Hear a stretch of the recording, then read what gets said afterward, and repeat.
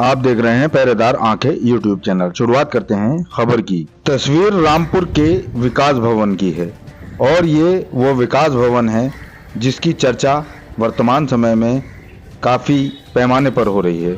इसके पीछे का कारण इस विकास भवन के मुखिया सीडीओ नंदकिशोर कलाल की वो कार्यशैली है, यानी सीडीओ नंदकिशोर कलाल इस समय चर्चा में है।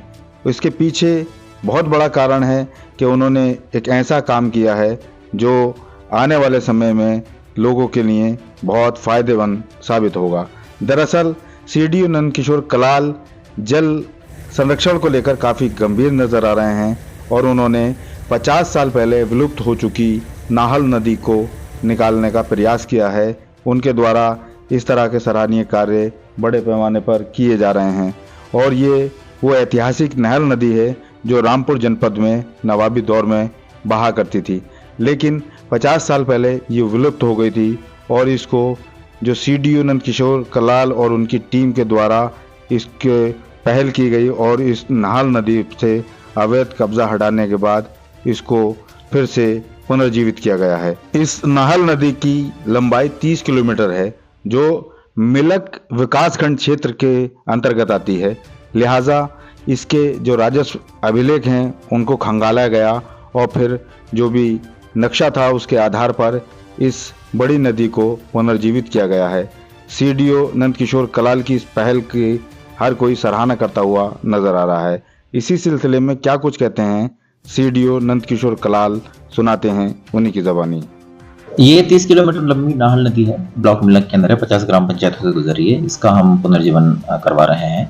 नरेगा के माध्यम से मेन काम में कार्य किया जा रहा है। इसके अंदर ग्राम पंचायतों की जो निधि है उसका भी हम उपयोग लेंगे, क्षेत्र पंचायतों की निधि का भी हम उपयोग लेंगे और सीएसआर के माध्यम से भी हम जो है लोगों से अपील कर रहे हैं, इंडस्ट्रीज से अपील कर रहे हैं, श्रमदान भी इसमें लोग अपना दे रहे हैं।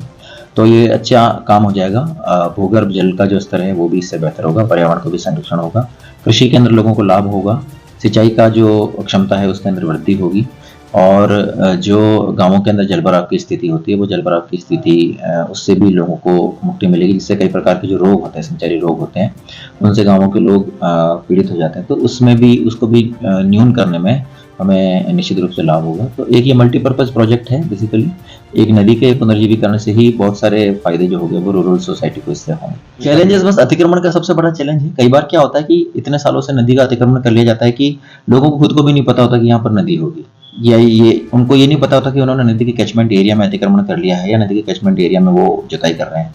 तो जब पैमाइश हो जाती है तो मानचित्र के माध्यम से, रेवेन्यू मैप के माध्यम से जब स्थिति क्लियर हो जाती है तो लोग स्वतः ही अपना अतिक्रमण हटा देते हैं। कहीं हल्के फुल्के जो है वो बल प्रयोग की आवश्यकता होती है, लेकिन ऐसी कोई अप्रिय स्थिति पैदा नहीं होती। बाकी हमारी टीम को मोटिवेट करने की आवश्यकता है। वार्तालाप से, संवाद से हमारे ग्राम प्रधानों ने बहुत इफेक्टिवली वार्तालाप और संवाद करके ही अनेक जगह अतिक्रमण खाली करवा ली।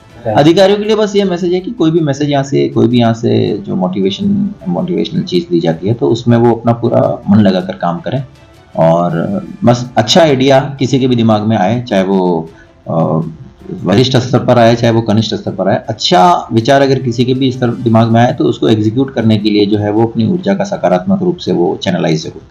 खबरों का सिलसिला जारी है, देखते रहिए आप पहरेदार आंखें यूट्यूब चैनल।